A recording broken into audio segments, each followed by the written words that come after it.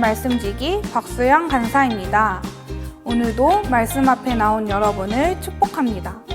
매일의 큐티 묵상을 통해 말씀을 듣기만 하는 것이 아니라 삶의 변화로 열매를 맺는 여러분이 되기를 소망합니다.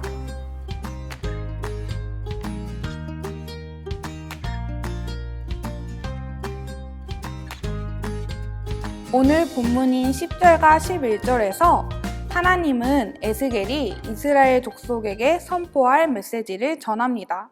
10절은 이스라엘 족속의 질문입니다.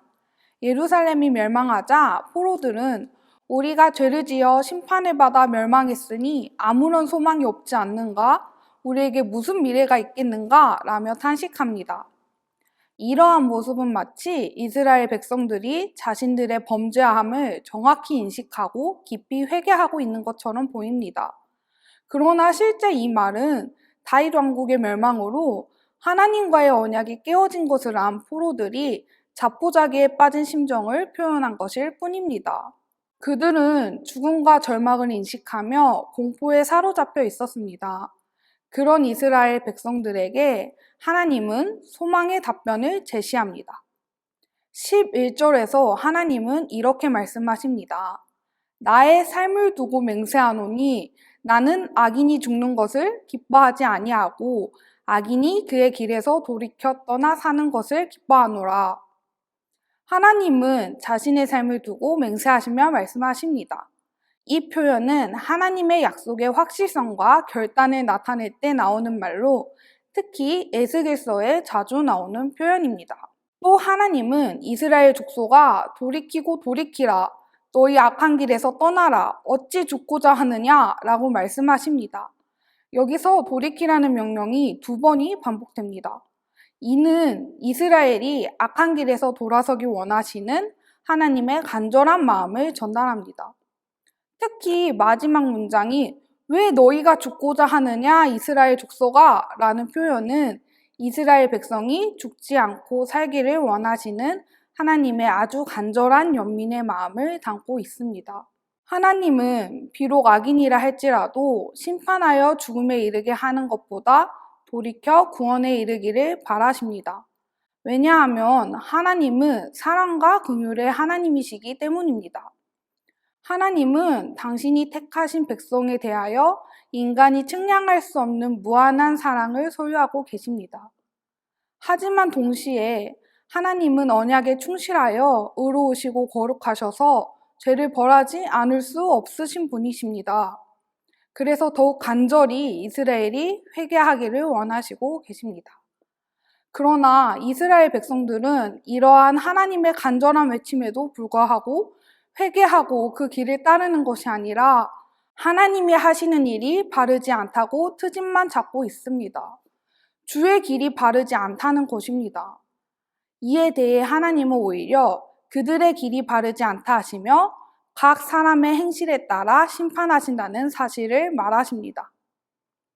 21절에서 22절은 예루살렘이 함락된 다음 그곳에서 도망한 사람이 21절에서 22절은 예루살렘이 함락된 다음 에스겔에게로 와서 예루살렘 함락에 관한 소식을 전한 사건과 바로 그 전날 하나님의 권능이 에스겔을 사로잡았고 그의 입이 열리게 되었다는 사건에 대해 말하고 있습니다.